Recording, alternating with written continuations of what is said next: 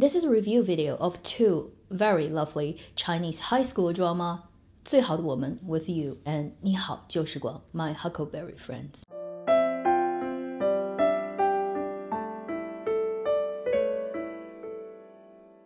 Hi, you're watching AveneX's, where a junkie on good storytelling shares their thoughts, knowledge, and occasional weird ideas on stories and how they're told. These two high school dramas are not new dramas. The first one, 最好的我们 with you, came out in 2016. The second one, 你好旧时光 my Huckleberry Friends, came out last year. Both were highly rated and very much loved by the general audience. Both of these two dramas are web dramas. They both took place in the same high school in a dramatic setting, and they're both based on one author's novel. So to talk about these two dramas, I have to first introduce you to the books. The books are written by a female writer.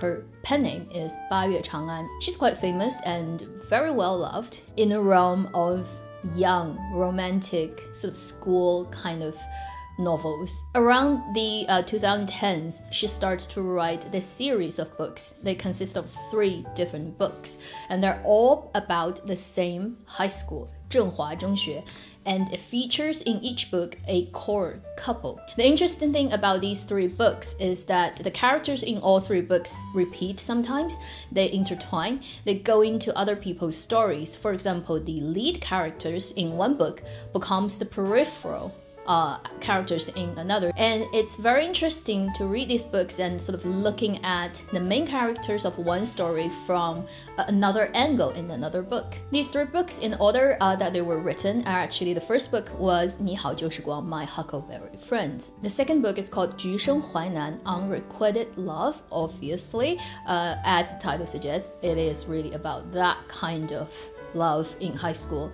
And the third book that she wrote, so the latest one, is actually 最好的我们 with you. But in terms of adapting it to screen and making them into web dramas, the first that got made is actually the last book. So 最好的我们 with you was actually made in 2015. That's when they shot it, and it came out in 2016.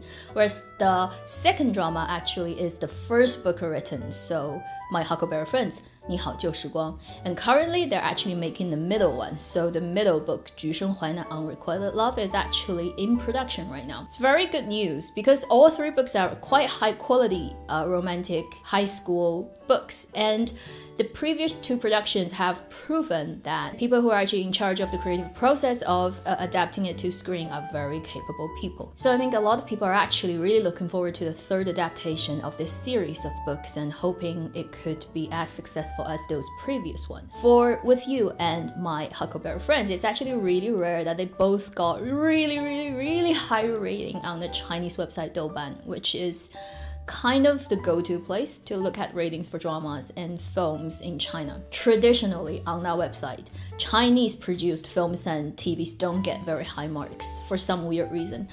So when you can see something that gets over 7 for a TV drama, it's already good. But both these 2 dramas actually get over 8.5. I think 最好的我们 was actually 8.8, which is really insanely high.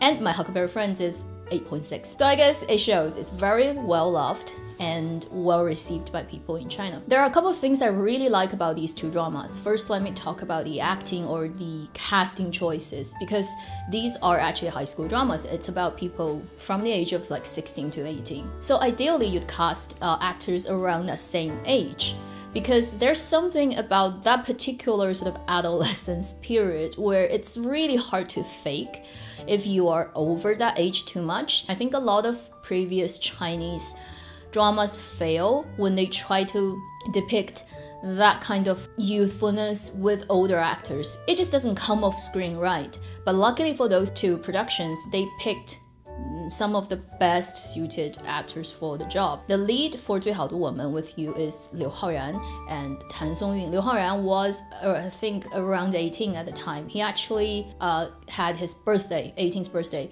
while he was filming. Perfect age for that drama. Tan Songyun is much older, but she just has that permanent youthful look. She could easily pass for a 15-year-old today, and she is a very skillful actress, so she can sort of grasp that kind of youthfulness extremely well. So even though they have an age gap that's quite big, you don't really feel it. You can actually believe that they are teenager high schoolers.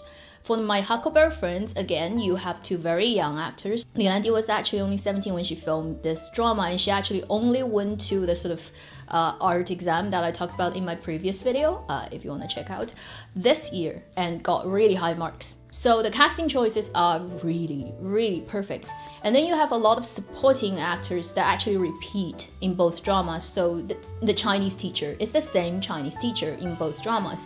The physics, the mathematics teacher are still the same teacher. The second thing I really like about these dramas is the technical aspects are very, very well done. They are web dramas, but I think their cinematography, their editing style, their general aesthetics and how visual stories are presented beat a lot of satellite TV programs. The visual style is sort of standing in between the very cinematic look that some TV dramas do these days in China and the very video-y look that you get. So it's going in the middle way.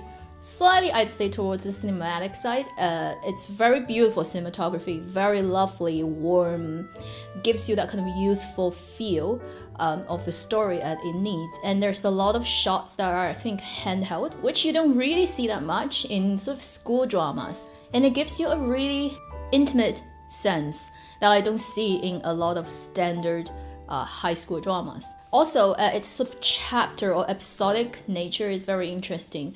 For example, in 最好的我们 with you, every episode starts with a recap of the previous episode. It goes to the main title, which is not a song, it's just some titles made. And then it goes into telling the story, but after a few shots, it will give you the subtitle. And whenever the subtitle shows up for that particular episode, you would have certain shots that are not exactly related to the story, but it gives you a sense or setup of what it's going to be about. Some shots are just about close-up of certain still things. It's done very, very intentionally and skillfully, and it reads very well. It shows that the production actually want to spend extra time and energy to design certain shots that are not necessarily really in the story, but it reminds you that this production is really well crafted. And the third thing about these two dramas, I think, is the main reason why people responded very well with it, because the writer wrote this story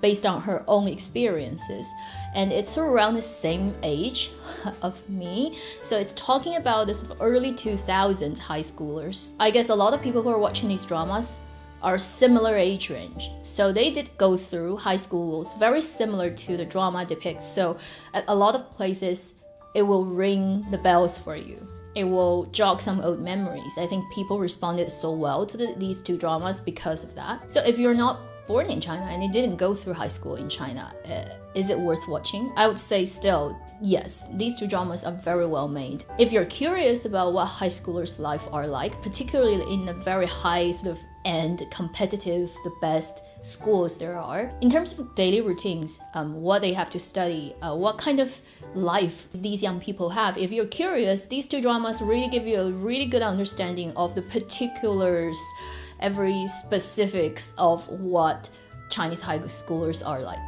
In general, both dramas are not highly dramatic because you're just high schoolers, you know, schooled in the very small areas. You're doing academic studies most of the time.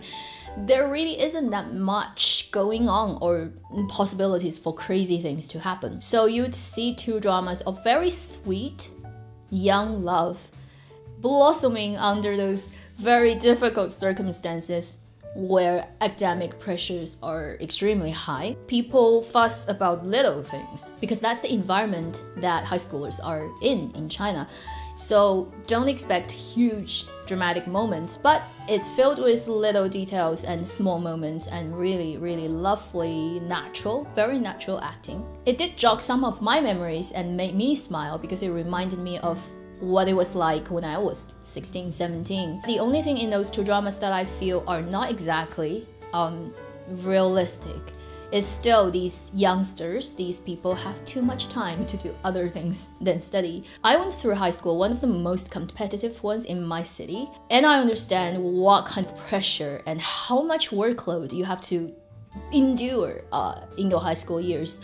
There was literally no time no opportunity for you to do anything beyond studying, like you're buried in books. These two dramas depicts one of those, really prestigious schools. Realistically, the characters wouldn't have that much time to do some of the little bit more dramatic things that you see in those dramas. So, With You, 最好的我们 is on Drama Fever, and My Huckleberry Friends, 你好旧时光 is on Viki. I highly recommend these two dramas to my viewers.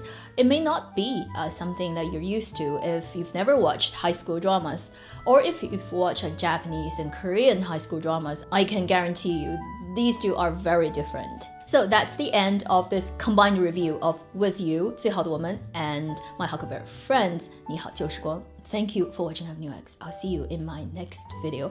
Meanwhile, live long and happy drama watching.